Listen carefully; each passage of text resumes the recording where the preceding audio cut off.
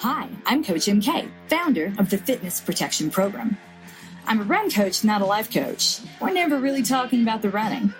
Running is the tool. It's the conduit we use to examine the world we live in, as well as its impact on our own lives and the lives of the people around us.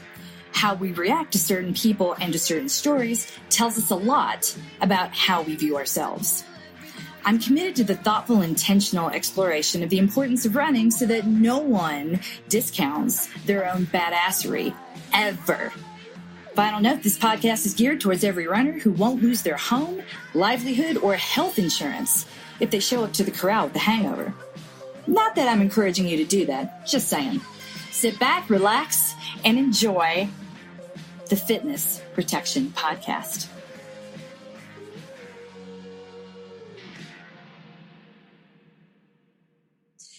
For those of you that are joining the podcast today, it's Halloween and we have a special treat for you. No tricks, just treats in the Fitness Protection Program. Well, I was at She Podcast 2 weekends ago. I came home with a lot of candy because most of the panels that I attended handed it out. I mean, they didn't need to hand me candy to get me to show up to some of these panels, but I would take it. I spent 2 days watching people struggle with these candies, picking them up, setting it aside, wrapping it, unwrapping it, looking at it, looking around, looking at each other before finally just like looking for validation, I suppose, or permission to eat the candy. And a part of me, because I've been in therapy for 20 years, wonders if all of this is from childhood. Like somewhere we're still responding to a parent who's like, don't eat that. You've had too much. You had candy for breakfast or whatever. But it really got me thinking. It's obvious that this candy is stressing people out at what should have been like a really happy event. And that's what made me think that the conversation that we've started about diet culture last month really needs to continue as we face not just the holiday season, which we really with Halloween, it all kicks off this week, you guys. So you're going to see a whole lot of memes coming your way in the next few months, memes that make light of compulsive eating, of restricting your eating, memes that imply that candy is somehow something that people need to detox from, which, by the way, please don't use that word, not in regards to candy. We've got parents that are struggling with children and family members in various stages of recovery. That's what detox is for. It's not cute anymore, not with the current crisis. But anyway, you might find yourself fending off direct comments from family members to your kids about self-control, a moment on the lips, a lifetime on the hips. That was something that I heard a lot when I was a kid. And my daughter has already told me that we don't need to go trick-or-treating because sugar is bad and candy is bad and we want to be good. She's 7, you guys. She wants to do everything right. And she's having a hard time following the rules about enjoy yourself, but not too much. Do this, but don't do that. So I figure, well, if she can't do it, she's great. I mean, I wouldn't have 3 other kids if I didn't have an oldest that was basically helping me raise them. Because, I mean, she is just that good, you guys. And if Cheyenne can't figure this out, there is no hope really for the rest of us.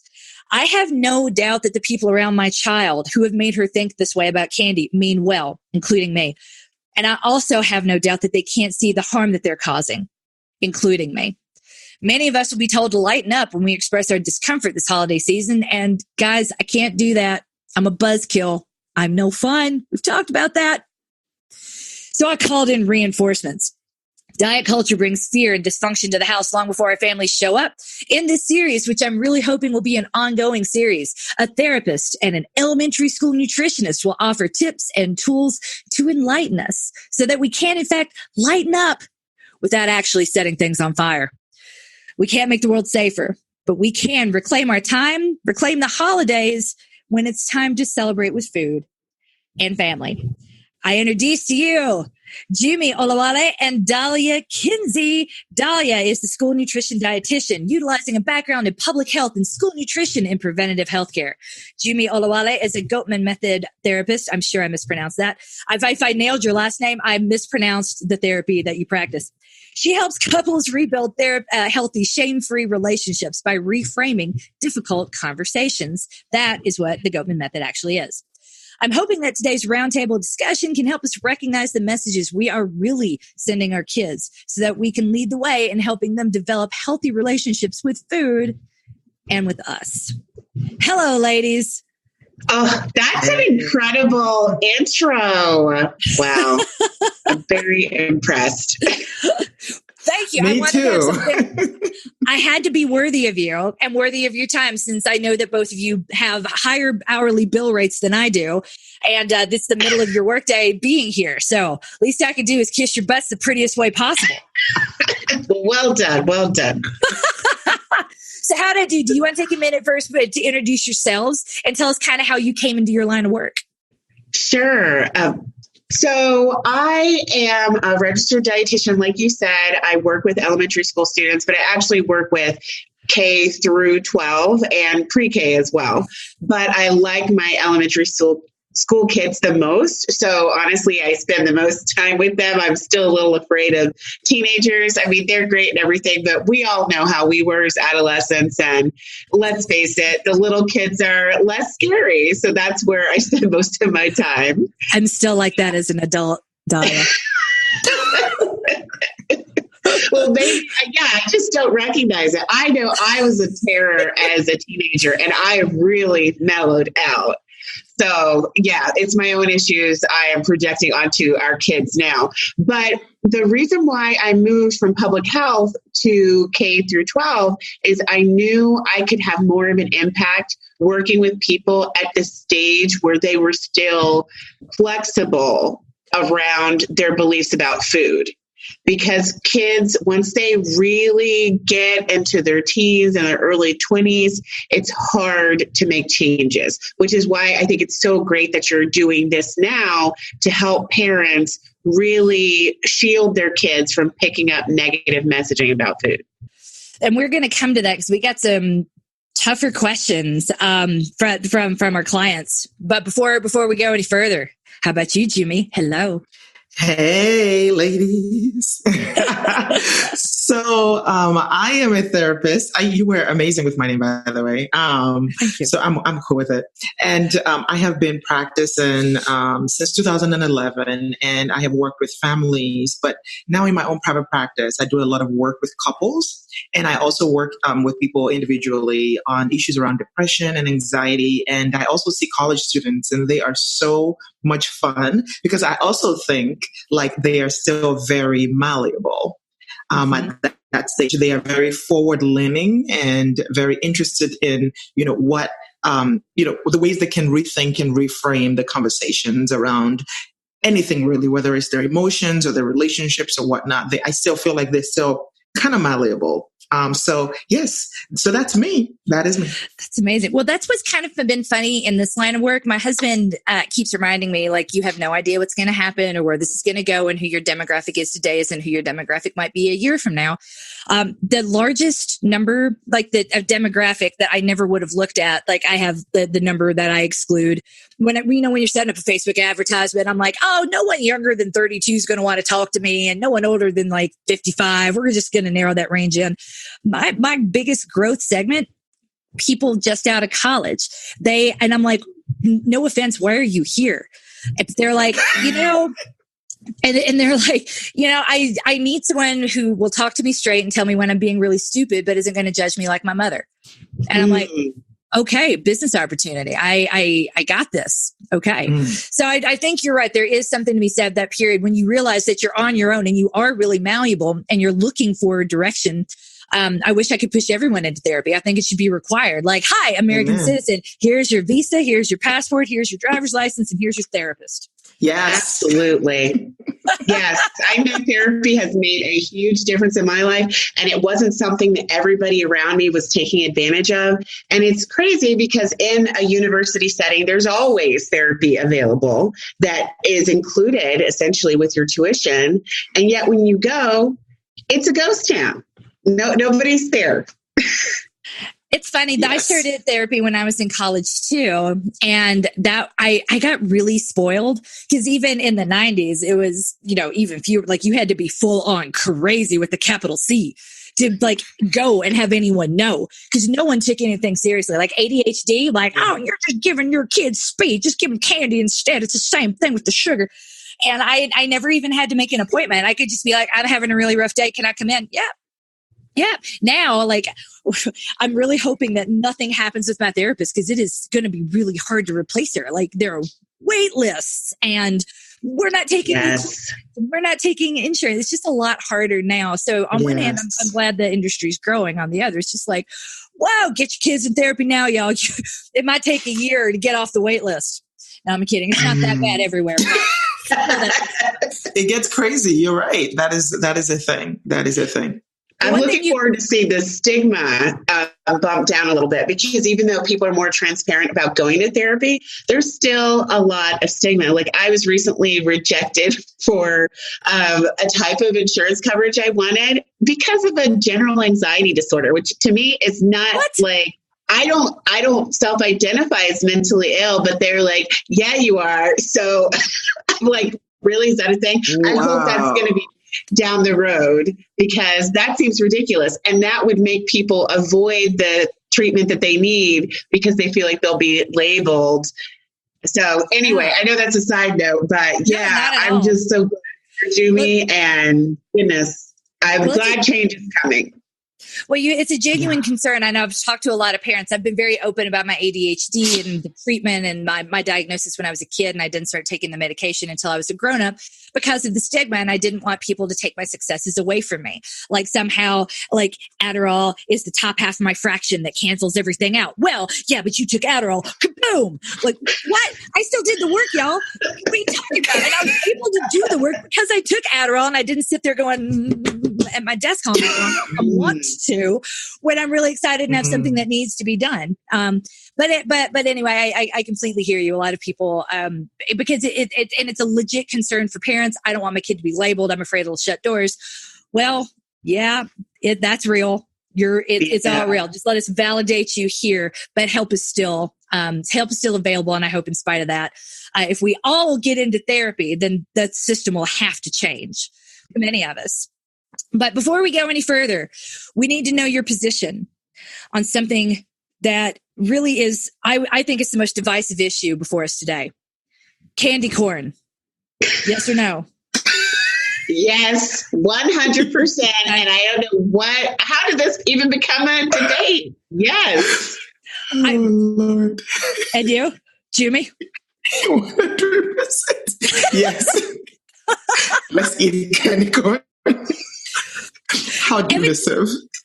Evidently, people hate it. I didn't know this was a thing. But if you go to Instagram to get your information, or the University of Google, and as I like to say, the University of Google will make you stupid. You would think candy corn is the biggest issue before us, and Halloween, which, frankly, in this day and age, it's kind of a relief to be like, wow, that's the biggest problem. I actually feel better. Yes. Even if it's not true.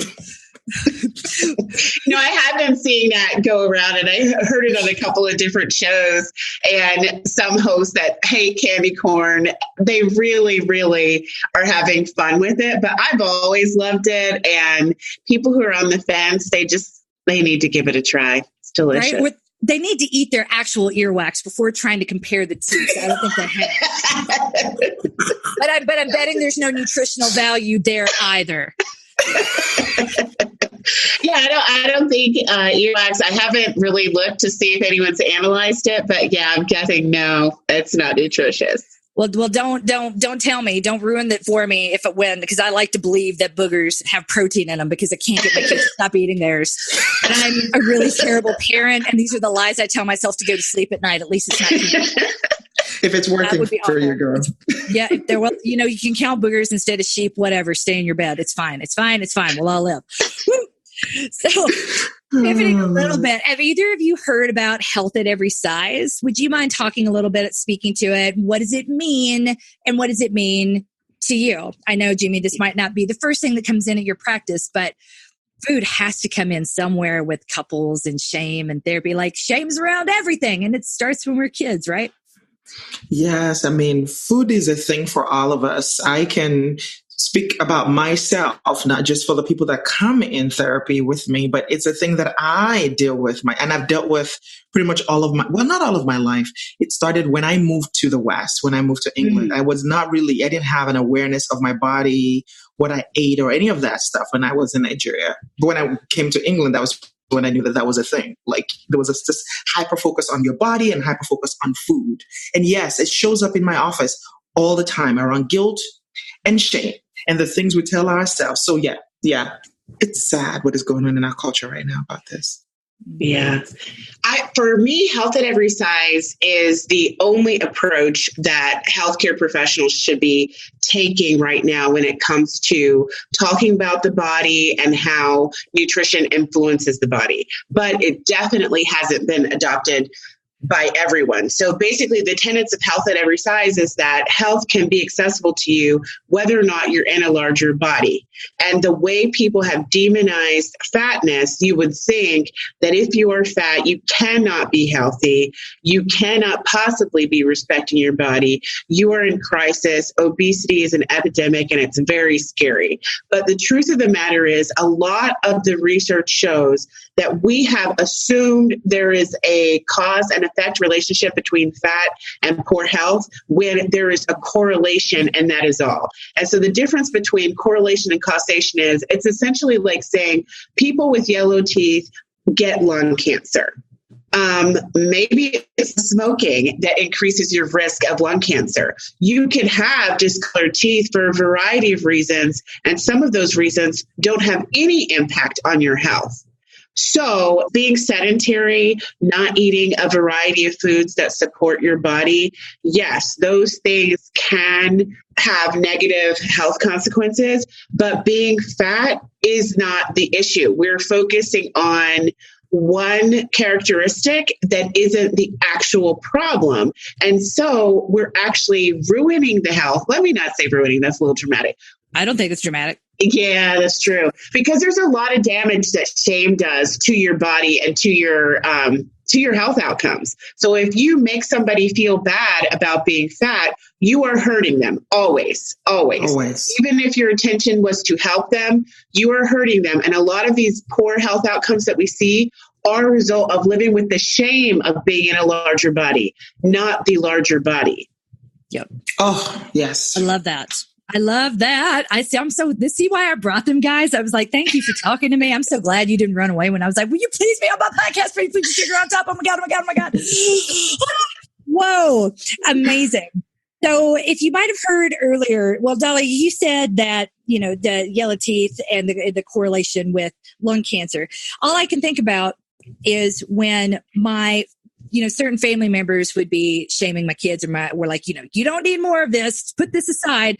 You'll get, fat and sick, just like this other family member. And I'm like, really? Like, how about granddaddy or Big Mama? Big Mama smoked a pack a day and she ate the lard off the plate and she drank a fifth of Jack, like till the day she died at 98. And it's always, so on one hand, you've got this, it's the same generation that's like, well, we didn't have food allergies, that are then turning around and putting out the warnings. When you have that dynamic kind of in your home and you can't escape it because they aren't actually garbage humans, they just have really garbage habits. How do you sort of navigate that when good people who actually love your kids say terrible things, especially if, say, your older children already have eating disorders and they don't want their grandparents to know because they don't think their grandparents would be nice about it? Where do we start? Wow. That feels like a therapist question. Well, for me, honestly, like family members are the harder ones to control. Right. So it's important what you do in your own home and how you have these conversations with your own children. There are times that you have to get in between your own children and family members.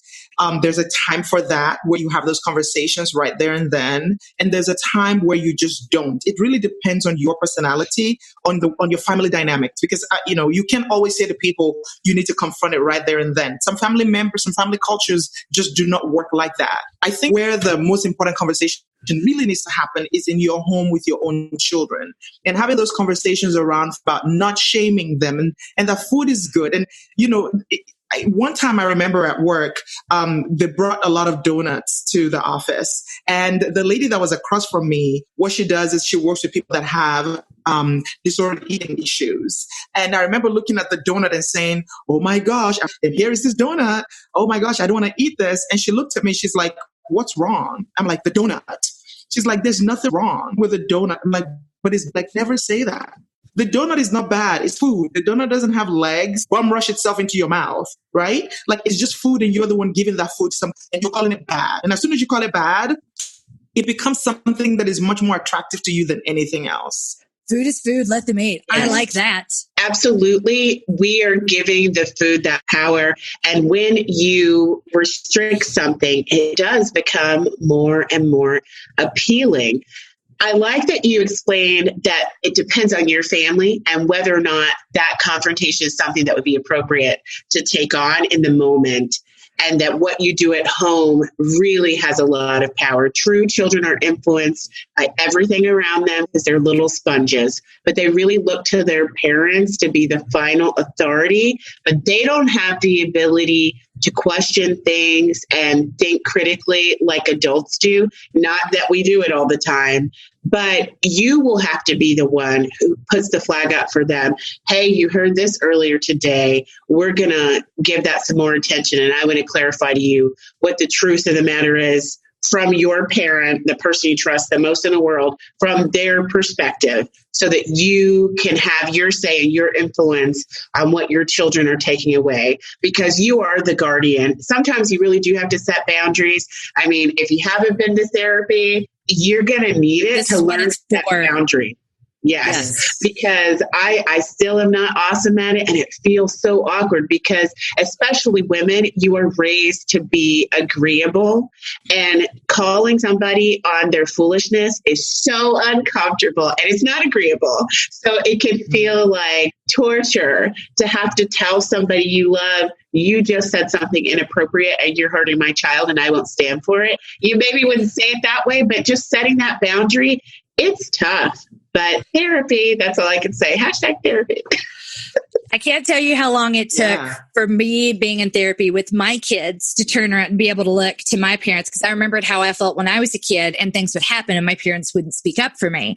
And they would tell me, they would say all the right things privately, but in that moment, they never once chose me. And I made it pretty clear that I needed them to, or at least I thought I did. So now in that moment, I might be not, I mean, is it the right choice? I don't know. But if I'm going to lose either way, then I'm going to advocate for my kid, because then who's going to take care of me when I'm old? My child.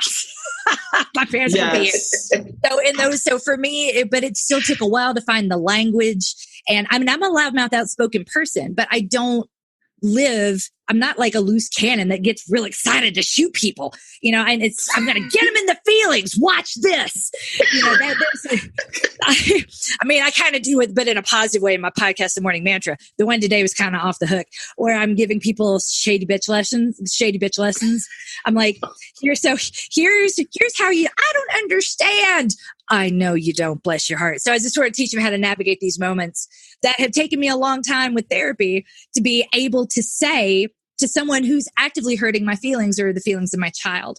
So I know it's really complicated. I say, do as I do if you wanna. I'm not trying to, I would never tell anyone what to feel or how to deal. And God knows the MK way is probably not the right way. That's where you two come in. So yes, go to therapy. The way I do things was all definitely informed with therapy. My therapist. Yeah. And also like I said, again, if you want to have that conversation, there's, it depends on your personality, depends on the family that you come from. There are ways that you can shut that stuff down, right? And, and just say, yeah, I hear what you're saying, but honestly, like food is just food, food is just food. There's no reason why kids can't have food. And in our house, like we don't really give food power, we just say it's food. And so there's a way that you can say it. And there are other, phrasing that you can use, but not everybody, not all cultures, not all families are able to do that. So pick what is best for you. But ultimately, honestly, it's important the conversations that you have with your own children. And you can call them even in that family's house and go and have a conversation with them and say, hey, I hear you. I see you. I understand you. From me, in our family, in our culture, it is totally okay for you to eat. Don't listen to that. That one is not okay. I just want you to know that. Yeah. I love that. Because both of you come from really strong cultures with histories of food that's now being hijacked by food trucks in America. Although it's one thing that it's being like spread and it's becoming a little more mainstream and more aware, it still has to be a little weird when you're like, it's an Afro-Caribbean taco truck. Like, no. Yes. Korean. Because everything has to be like a Korean twist, right? We got to combine it with Korea or Mexico and make it a taco or a bowl. Pho. It's Afro-Caribbean pho from Nigeria. It's native somewhere, not just in my kitchen. But oh my God. There's an Irish Ethiopian restaurant opening up down the street. And I swear to God, this is a result of a marriage. I'm like, the owners have to be married. They have to, oh, like, is that for real? Yeah. Interesting. Because I would try that though. No one would think of that. Like, we want toad in the hole with, I don't even know how you make that Ethiopian. But anyway. I guess you maybe serve it with that, what do you call the spongy bread on the side? I can't remember what it's called. Who knows? But yes, it is funny seeing. I previously felt like my food culture was invisible, because it is interesting when you come. I don't know if you experienced this, Jummy, coming to the United States as a person of color, that you now get grouped into a massive cultural group that has literally nothing to do with you. And people look at you and think they know what you eat. And you're like, I'm not even from here. What's wrong? People like, obviously race and culture is not synonymous. I say obviously, I guess it's not so obvious. But when I was growing up, people were constantly making assumptions that like my mother must, do soul food and whatever. But my mom moved to the United States at about 10 years old. And she had convinced herself she was going to marry a prince. I don't know where she got that from, or somebody really loaded. And she said she didn't need to learn how to cook. So even though my grandma's Cuban, she saw the Cuban food, she didn't make it. And she was more influenced by her sisters, which were mostly raised in Jamaica. They're way older than her because granddad's Jamaican. So more than anything, our food culture is just like general Afro-Caribbean. And we eat a lot of rice, so much rice. And I remember when my mom took us to the public health department as kids, people like to demonize carbs, and they're like, whoa, be careful with that rice, and totally invalidating what might be a cultural food for a group. And it hasn't, like you said, food is not dangerous. But even from being small, people tried to tell us there's only one correct way to eat. And it is whatever is the widest way at the moment. The white way is the right way. And there's a lot of classism that's packed into it too. Candy corn is one of my favorites. We were poor after my dad's heart attack. Had two parents that, one parent who couldn't work and the other one took care of him. Candy corn is also one of the cheapest Halloween candies you can possibly get. And I think it's terrific. But when people are like, it tastes like earwax, I'm like, ooh, that's your elitism showing. That's your random showing. Tuck it back in. Totally. That is a great observation, because I think I have a lot of things that the grief I get could be related to race, when it could indeed be classism. Because yes, I'm sure people, that is probably why I love candy corn, because that was my poor kid candy. Yeah. And I just like the texture. You like earwax. I like I just like I like the texture. Anything that is like gummy bearish, that kind of texture that's like rubberish, I like it. Anything that you got to pick out of your teeth later. I mean, it's like second treat. Yeah. For it. I want to get my money's worth out of that candy. If I can eat it too quickly, I'm not really enjoying it. So in your cultures, do you have something that's the equivalent of like Halloween, where it's just like we're in quick succession? We got Halloween, Thanksgiving, Christmas, and then Valentine's Day. And now I know you don't you don't have children yet, Dalia, but you're going to learn. There's this new leprechaun that comes in March too and leaves gold chocolate coins everywhere. I'm like, and then there's Easter. So it feels like there's something every single month where they're selling us more candy that we're supposed to give or not give to our kids. And it's just a lot. It's just a lot. So is there anything equivalent of that in your culture where it's like, we're going to eat too much, feel terrible about it, and then wait for it to do it again next month? Or is this just a distinct American thing? No. I cannot think of anything. It's like you eat when you want to eat. You maybe celebrate with food around an anniversary or a time when family's going to be together. But it's like the food's always there and you enjoy it, but it's not. You don't binge because it's just around. You have all this power. It's always there. Yeah. So how do people get that? So that's one thing I think is very powerful when you're worried. Living well, that's how. Because it's like a positive, right? I guess you're doing well. You're eating rich food. You're eating the king's food, and that's high in calories or whatever. So enjoying yourself. That's how you get fat. Having a good time. Yes. So there's absolutely. There's no moral association with fatness and, say, laziness. That feels like a very like Protestant era Judeo, maybe not even, I'd leave the Jews out of this. It was one of those Christian things that over time, it's a deadly sin. Gluttony and sloth, combined fat. That's two deadly sins in one. That one body, that's bad. Well, I guess colonialism. Yeah. So maybe I would say, I suspect my grandma, I feel like I shouldn't talk about her. She's not here, but I feel like she has some disordered eating issues, and it comes from that colonial influence and being super, super Catholic growing up in Cuba. And they like to moralize a lot of things in that, like you said, it can be from, it can come from religion too. It really can. And you can see how people treat eating like it's an opportunity to show how holy and saintly you are. And I think she picked a little bit of that up, because I remember her saying to me when I was a kid that I was starting to look American, which means you're getting fat. That's what that was for. And I'm like, well, Grammy, I am American. You're the one who's not. Okay. My dad's American. I was born here. So yeah, I guess I'm getting fat. Oh, well. But my dad did a great job of running interference with her body image issues. But still, I picked up a lot of stuff from my mother. But my dad's like, it's good. Just eat it. Wow. It's a whole thing.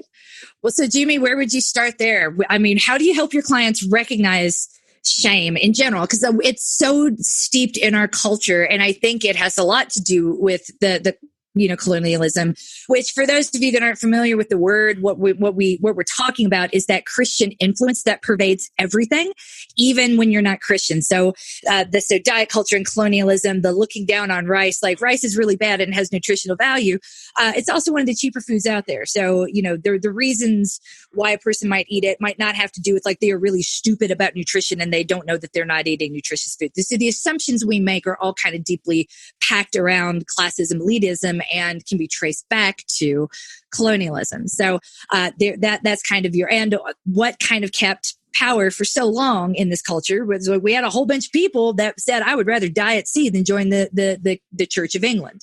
And that's kind of an amazing and powerful thing. I respect that.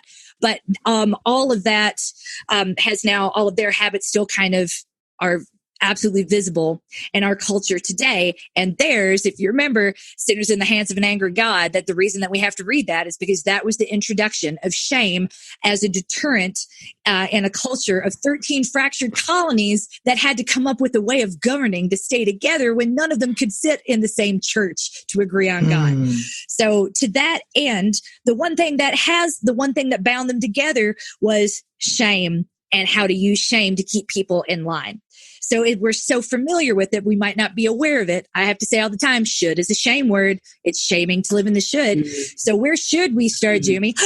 Ha ha. That's good. So how do you help people start to recognize shame when they're saying things that could be shaming? Because I'm sure we have a lot of parents who do it, but that's all they know. And they're not aware of it when it comes out of our mouths. I always say that we're all baptized in that shame culture. Like we're all in it. We swim in it every single day. And it's really hard to pick out. It's hard sometimes to even notice that you are speaking the language of shame, that you are living the life of shame. This is how we raise our children. This is how we were raised. So we've all been baptized in it. And so what I say to people, to start off with is don't be ashamed of being ashamed, right? Like, because once you recognize the shame, sometimes people are like, oh my gosh, I should have known this. And we're back to the language of shame again, because it's so, part of who we have become, the way that we have been raised. And so I'm like, this knowledge isn't here to shame you. This knowledge isn't here to make you feel bad about yourself. This knowledge is here to empower you because you did not know better. And so you shouldn't be like, judging yourself by the new information that you know now, by the information that you did not know before. Because that really doesn't make sense, right? And so I say to people, start there. Start with just accepting the fact that we're all in it. We're all human. This is how we've been raised. This is what we've always known to be. And try to do something differently. How is this helping you? How is this empowering you? Because shame has never, ever, I don't know for you, I don't know for the people who are listening to you, but for me, it has never engendered any change. Nope. And if you want to have change, shame is not one of those things that will make you feel like, oh my gosh, I feel so ashamed today. I am so ready to make new changes in my life. And I feel so empowered. No, shame takes away your power. Shame leaves you in the place of darkness. Shame makes you sit in a place where you're powerless and you are in an echo chamber, and it speaks to you and you eat the same regurgitation over and over again. And it's really nasty. Right? And so if you want to sit in that space, understand that you are already disempowered. There is no creativity in shame. There's no grace in shame. There's no mercy in shame. And so for you to, get that understanding, it's not to like make you feel terrible. It's to say, come on, let's work around the shoulds. Where did you get the should from? Who said that? What happens if you don't? Is the world going to come to an end? Is there going to be Armageddon? Oftentimes there isn't. It just comes out of the baptism, the religion. It's a baptism. We're all in it. We're all swimming in it. We're all like fish, and we're all just trying to figure it out. And so that is really where I start with my clients. So if my child, as I've already mentioned, my 7-year-old is already feeling some shame around Halloween because of candy and self-control, and this is not a conversation we've had because mommy eats candy. So what can I do? What's some language I could use to help my child actually lighten up and enjoy the holiday without making her feel ashamed for feeling what she feels? And I don't know. I don't think I had anything to do with it, but I'm the parent. I always have something to do with it, right? You're not just the parent. The entire culture is the parent. Well, that is. Oh, yes. Go ahead, Dalia. That is deep. Yes, I like the idea of starting with empathy because children are naturally so empathetic and respecting, like you already mentioned, she is good and she desires to be seen as such. Like that's what most children want, is to just be good. They want to be good. They want to meet everybody's expectations. And so acknowledging that first, because that can cause anxiety for the child when they're getting conflicting information and they're learning for the first time that you will never be seen as good by everybody. And that's not a great feeling, and it's hard to accept, but you want to also acknowledge, like, I know it's awkward and it feels funny, but a lot of people are afraid of food. But I promise you, food is not dangerous, but you have to understand when other people are talking about food, they may scare you because they're scared, but food is safe and it can't hurt us. That's what I say about drugs. And I say that with a very straight face. We have talked about the way we talk about drugs is stupid. It's inane. And it did not prepare me to go to Wall Street, where all the people I wanted to be, the people I wanted to be like, not terrible people, would then go party like actual Rolling Stones. And how am I supposed to reject that without rejecting the environment? Because I never expected to see that type of behavior in this environment. There's a type of person who does this and they live like this. So the way that we talked about drugs was not very helpful. And I think you just kind of hit on that. I guess it does start when we're little in the way we talk about food. And that just kind of forms the framework that we'll use to talk about everything later. You can't stay out of chocolate. Creating all these false dichotomies. And I think it's sad when adults choose to stay with that kind of black and white way of thinking, because life and almost all issues are more complicated than that.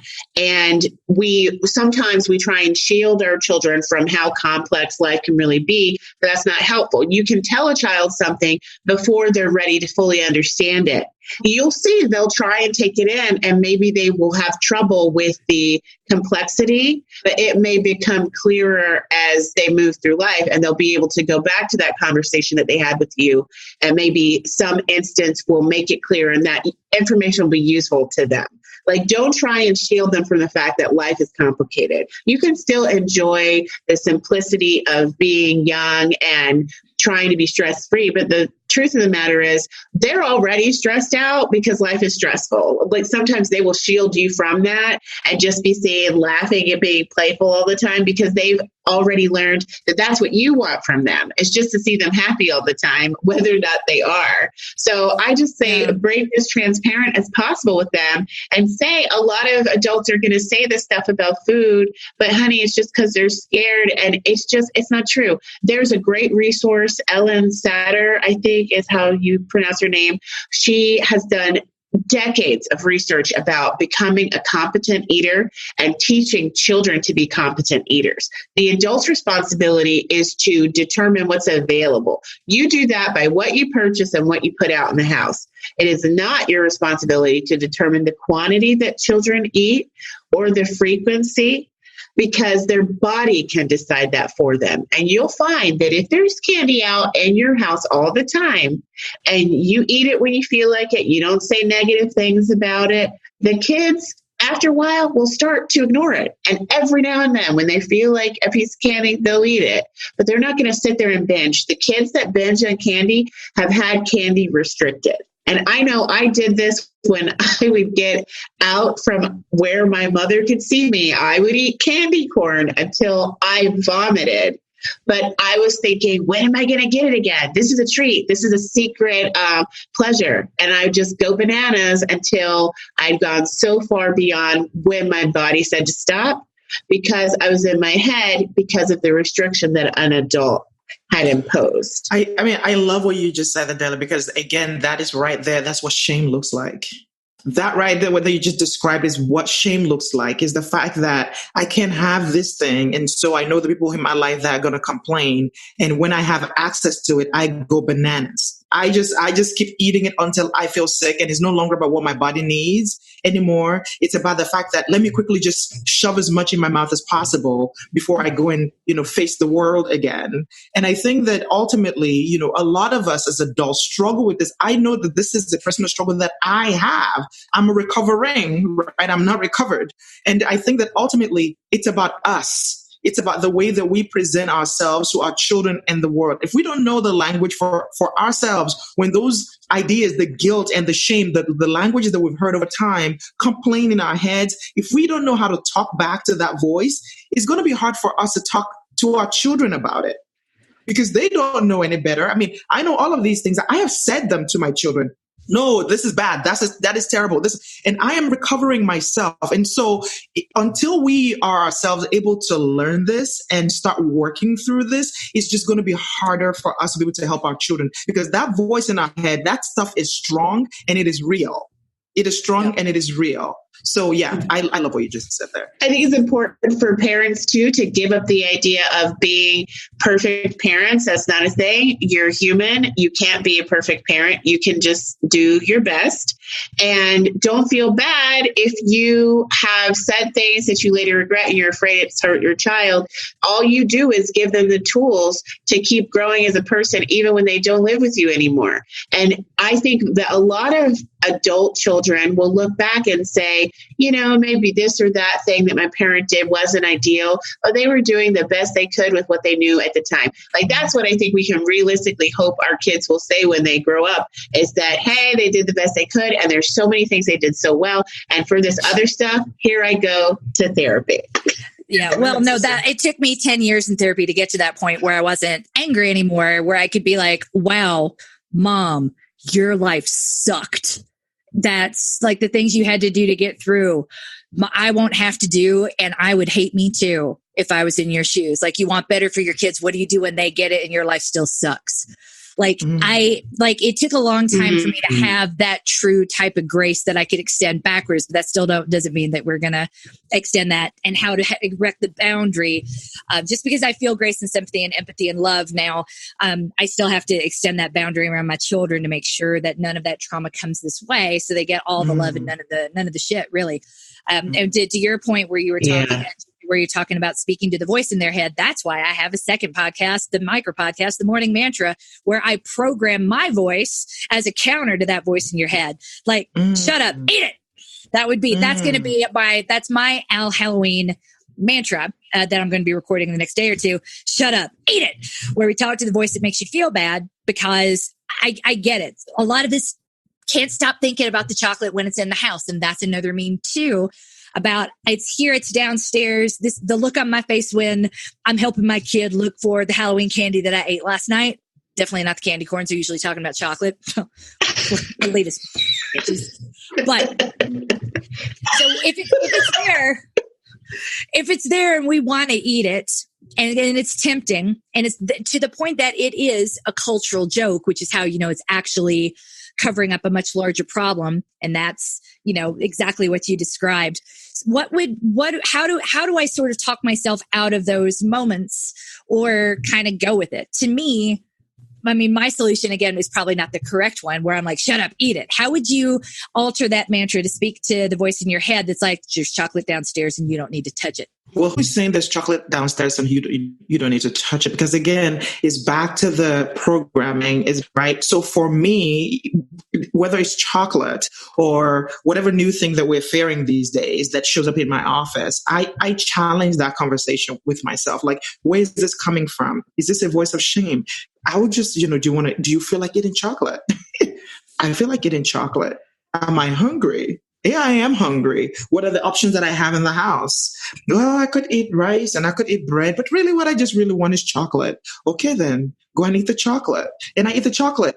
It's not every single time that I feel like eating chocolate that I eat chocolate, because sometimes for me, food is tied to something else, right? So if I'm dealing with some stress, if I'm feeling anxious, if there's something going on in my life that I'm really not tapped into, one of the first images that shows up in my mind is cheesecake. And I already know when cheesecake shows up, it's time for a conversation. It's time for me to slow down and say, okay, what is going on? And oftentimes, if I slow down long enough, I can tune into my feelings. I can tune into my emotions and have that conversation with me. And it has nothing to do with the cheesecake. And there are times that cheesecake is just cheesecake. I just want to eat cheesecake. And I go ahead and I eat my cheesecake. So the question is, like, where is that voice coming from? What is it about?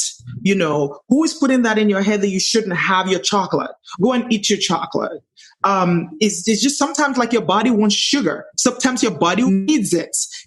Sometimes when you're stressed out, that's what your brain is saying, like, I need energy, because stress actually requires the body to use energy. And so when people are craving to eat sugar, it's not because, they're out of control or that they're crazy. It's because it actually takes work for the body to be stressed out. And what you want to do is go ahead and eat it, because if you actually don't eat it, what happens to the body is that the body goes, oh my gosh, I needed that energy and you didn't give it to me. Now I need a lot more because you stressed me out even more. And now I need more. And that's when you gorge. That's when you eat like way more than your body actually needs. So yeah, I remember reading this a few months back about, the way that the body gets stressed, especially when we're at work, when we're really stressed at work, and the fact that we start to crave certain food, and it's typically like carbohydrate and sugar, is because our body's under stress and it needs energy. And that's why it's asking for it. So go ahead and just give it to it.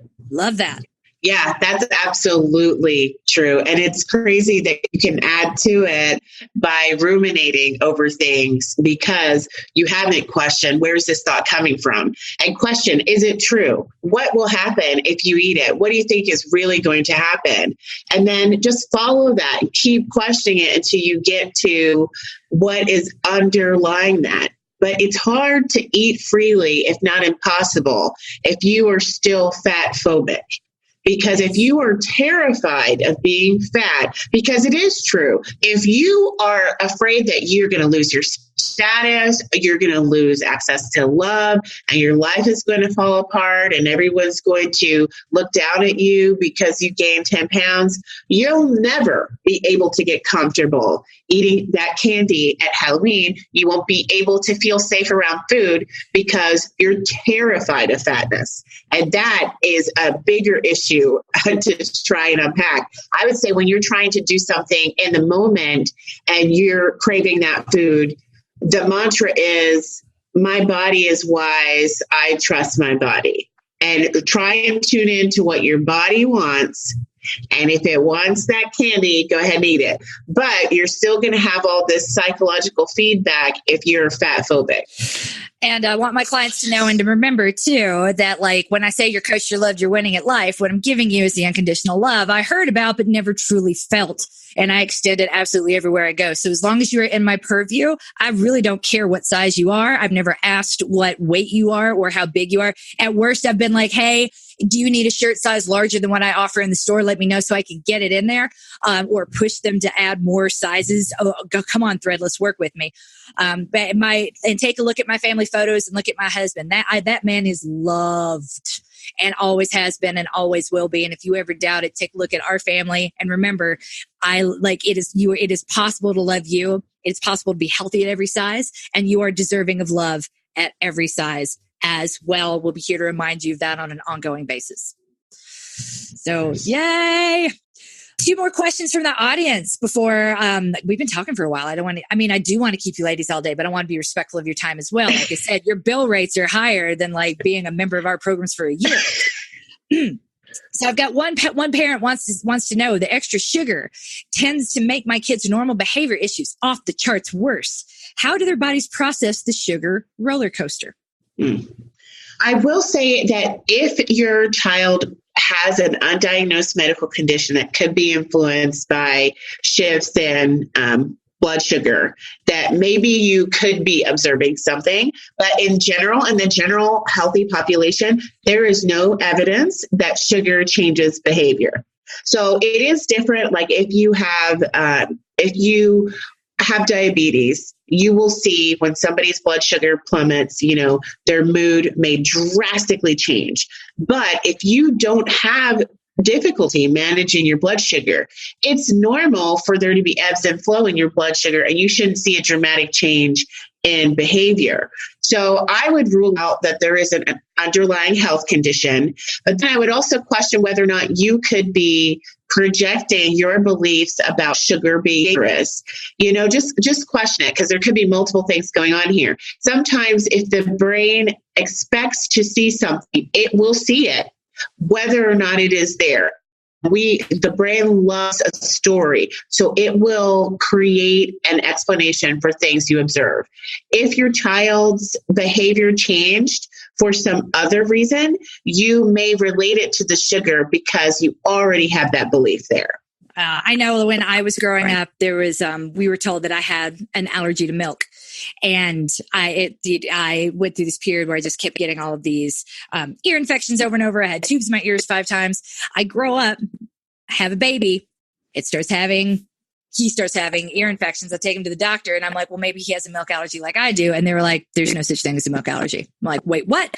That's not how a milk allergy presents. It is in no way connected to mucus production or infections. And that was shocking for me because I had been told this my whole life and had never questioned it until I'm trying to give what I think is helpful health information about my kid. And I have a feeling that everything we think we know about sugar today is going to be that moment later where they're like, there's no connection between sugar and activity. There's no connection between lactose and mucus production, which a singer will disagree with you on that. But if you ain't Mariah Carey, you probably don't have anything to worry about with the sheer volume of production.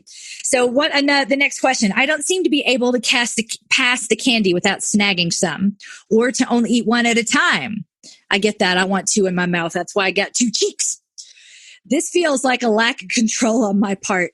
My usual self-talk is similar to, everything else is crazy this time of year. Why can't I just control myself?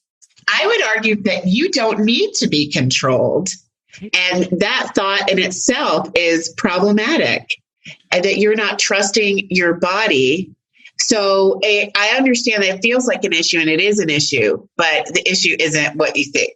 It's the issue isn't you. It's what you've been conditioned to believe about yourself as relates to the food. The problem is not I think willpower is a bullshit construct. I don't think it's real. It's not that, and we're all perfectly sentient and perfectly rational.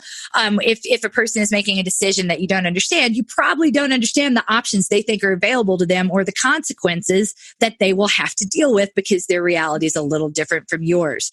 So when I think back about like the fat phobia that exists in our culture, I know I have to start again with my mom and give her a whole lot of grace. Like, but when she was growing up in rural Tennessee, there were 2 scholarships available. One was to be a teacher, one was to be a nurse, because the country needed them at that time.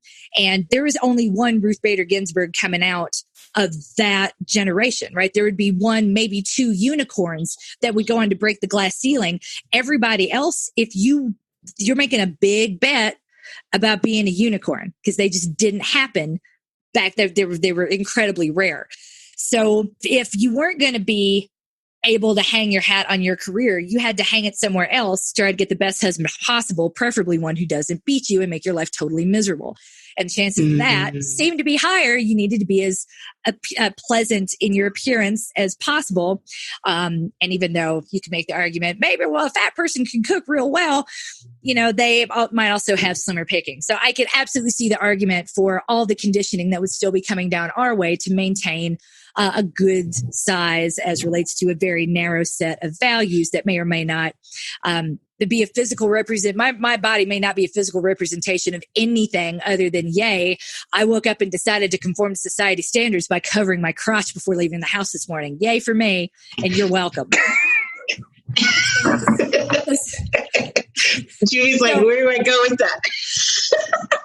Well, I do want to say too, like, that's a good point when you really think about what options we believe we have available affecting our behavior. You have to factor that in, because you may be under the impression that in order to be as attractive, quote unquote, as possible and to attract a spouse, that you have to be a certain size, but then you're assuming that the person you would like to partner with has accepted the standard that society as a whole has put out to you as a beauty standard, when our perceptions of beauty are so tailored to us as individuals. If we're not completely brainwashed, everybody likes different things. So I would say this is a popular Western and Indian expression, is that every pot has its cover. And I will say, at least that is a message I heard all the time. Yeah, so you can be whatever you are, and there's somebody out there for you. So don't change, because, every pot has its cover. Every pot absolutely. Yes, I love that whole every pot. Oh, that is so good. I'm definitely going to sit down. Because when it comes to dating and you finding a partner, you only need one. Like, you don't need the whole world to, think what you think, believe what you believe, accept you the way that you are. You only need, well, except if you are, polyamory, that's a whole different conversation then. Right. But, you don't need the whole world. And yes, there are people who like different body sizes. Like we talked about earlier about culture, the culture that I grew up in before, the Western culture started to infiltrate it in the last few years, was that the bigger you are, the more attractive you are. And there are times when you will be, when it's time for you to get married, there's such a thing as, quote unquote, fattening up the bride. Is to get her ready. I want a reality show about that. Yes. Oh my God. Yes. They get you ready so that you can be nice and plump for, getting married, because they believe that when you're fed well, your body is really going to be good when it's time for you to get pregnant.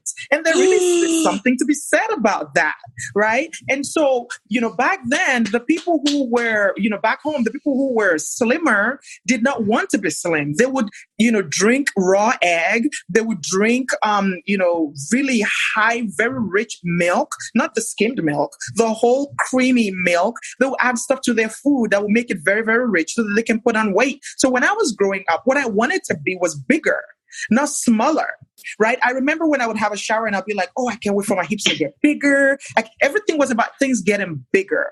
And then when I came here, when I moved to England, I was really skinny when I was like, when I was like 15 years old. And I used to be stopped by total strangers. And, I'm very tall, like I think back then, like 5'7".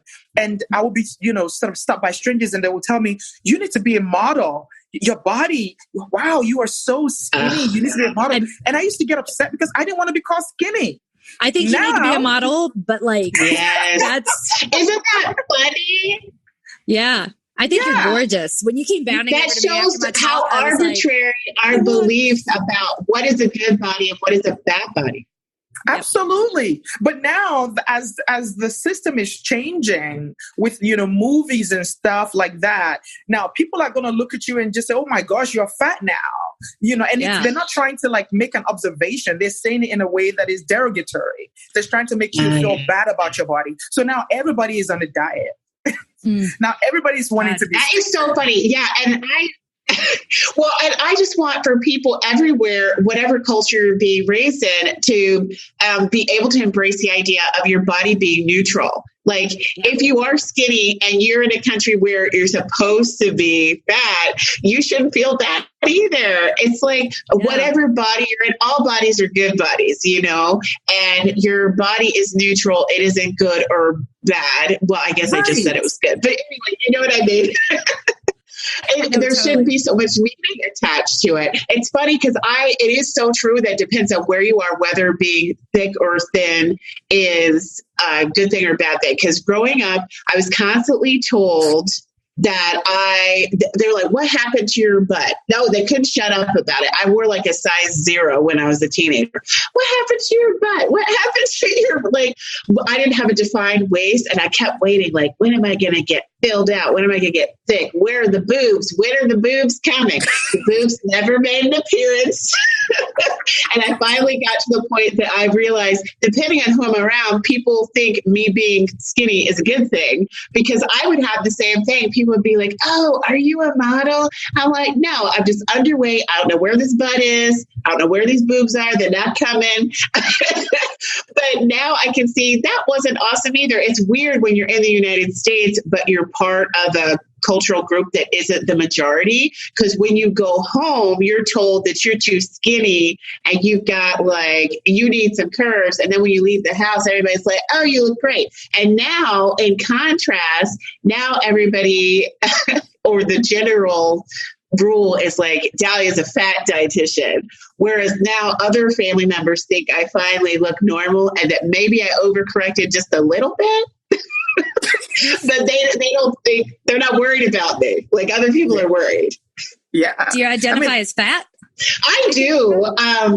But, I'm not really attached to it because I know that my weight isn't something I control directly. It's something that fluctuates based on all kinds of things I have going on in my life. So I have an autoimmune disease that affects my energy levels and affects my metabolism. So I may be fat this month and next year I might not be able to keep weight on. But at the moment, I do self-identify as fat, and I really feel like I'm starting to get a little bit of the stigma. I'm still a small fat, as people call it in the fatosphere on the internet, but I'm starting to get a taste of the stigma that other people in larger bodies deal with, and it's not awesome. It's gross. Yeah.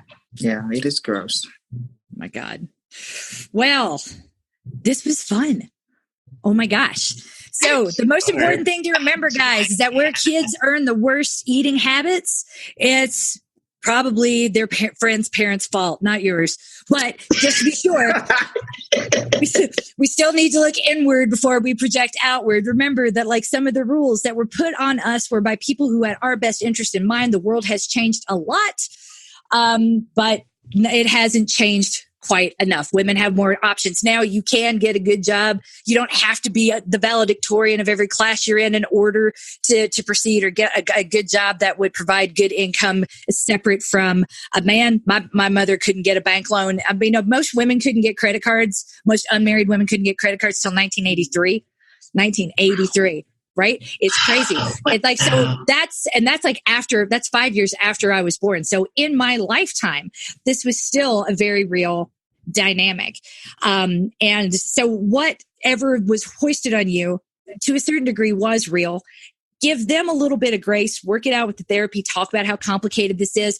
Don't necessarily throw the baby out with the bathwater. They were bathed in a culture that was incredibly toxic. Things are changing, but if you aren't able to truly enjoy the Halloween candy, that's not necessarily good nutrition advice. That's something to go unpack with the therapist. And then, so that we can truly enjoy these holidays, because there are not going to be fewer of them and candy is not going anywhere. Might as well enjoy it while it's here. Might as well lighten up. Thank you, ladies, for helping us start to approach that. I can't wait to have this conversation next month, right before we have to binge turkey and football. Amen. Really, it's the football that's a problem, but oh well. Thank you for having me on. You are so much fun. Thank you. You ladies are amazing. Thank you so much. I can't wait. I can't wait to talk again next month. Me too. If you guys have any questions, throw them in the Facebook page. Also follow these ladies on Instagram. Jimmy does fiery, incredible Instagram live videos about shame, and they kind of pop up at really opportune times. Like I was having a moment the other night where I was like, maybe I'm kind of a crappy parent. And then she comes on and it's like, boom, let me tell you about shame. Shame will tell you that you are worthless and you are not. And I'm like, I needed that. Thank you. I am not worth. I'm signing off now and going to bed before I talk to anybody else. I want that in my head until the morning. Shame will tell you lies. And thank you, Dalia, for being here. We are going to also sign up for their newsletters and see they're going to have some tips and tricks to get you through Halloween. I believe Dalia put together a really neat PDF, and we're going to help get that to you. Just click the link in the show notes. Follow these ladies. You are not going to see less of them either. You are coached. You are loved. Let's go win at Halloween. Eat everything.